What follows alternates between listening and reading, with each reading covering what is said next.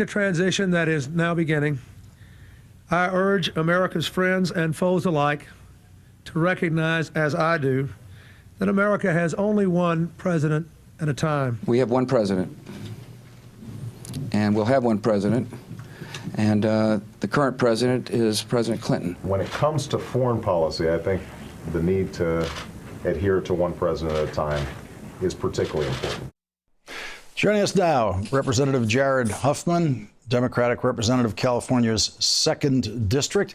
Congressman Huffman, you've got a bill that you've introduced that would make it illegal for presidents-elect to meddle in foreign policy, as we've seen Donald Trump doing in what is an unprecedented way.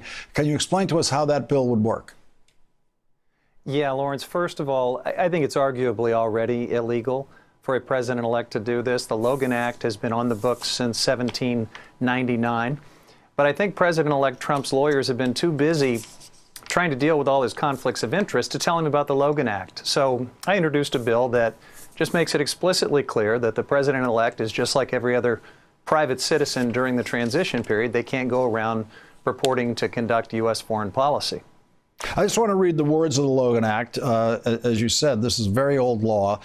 We've never really had a prosecution under it, but it says that any citizen who, without authority of the United States, directly or indirectly, commences or carries on any correspondence or intercourse with any foreign government or any officer or agent thereof with intent to influence the measures or conduct of any foreign government or of any officer or agent thereof in relation to any disputes or controversies with the United States, or to defeat the measures of the United States, shall be fined under this title or imprisoned for not more than 3 years.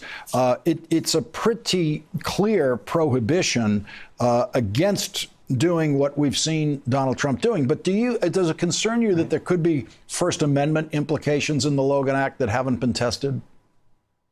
Well, it's an act that hasn't been tested with respect to a president-elect, because every previous president-elect has had the common sense and the impulse control to know that they need to show deference to the sitting president and that we need only one president at a time.